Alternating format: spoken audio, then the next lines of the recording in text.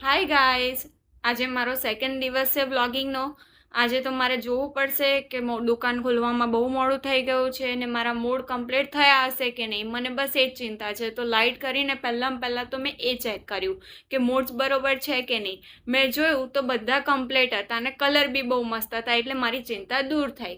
અને ત્યાર પછી હું બધું સાફસૂફ કરવા બેઠી. હવે સાફસૂફ તો કરવું જ પડે, કારણ કે સાફસૂફ ના રાખીએ તો લક્ષ્મીજી આવે નહીં ને આપણે તો સૌથી વધારે એમની જ જરૂર છે.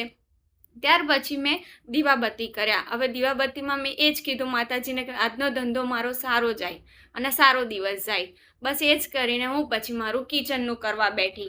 હવે કિચનમાં એટલા બધા પ્રોબ્લેમ હતા ને કે પૂછો જ નહીં. એવા જ પ્રોબ્લેમ હતા. જેમ તેમ કરીને સેટ કર્યું, કાણા પડ્યા ને એ કર્યું, સેટઅપ કર્યું. એમાં ને એમાં તો પછી થઈ ગયો ટાઈમ. અને જેમ તેમ કરીને પછી હું પેક કરવા બેઠી અને પેક કર્યા પછી તો બહુ જ મસ્ત લાગતા હતા. બતાવું તમને, જુઓ.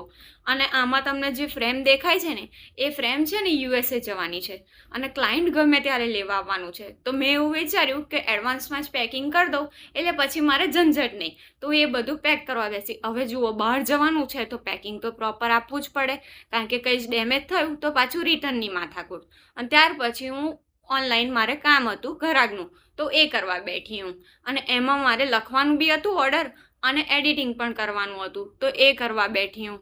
એ કરીને પછી થોડી થાકી ગઈ હતી. તો પછી એવું વિચાર્યું કે લાય થોડી વાર આરામ કરી લઉં. તો હું પાણી પીને આરામ કરવા બેઠી અને બધું જ મેં બંધ કરી દીધું અને થોડી વાર શાંતિની ધડક લીધી.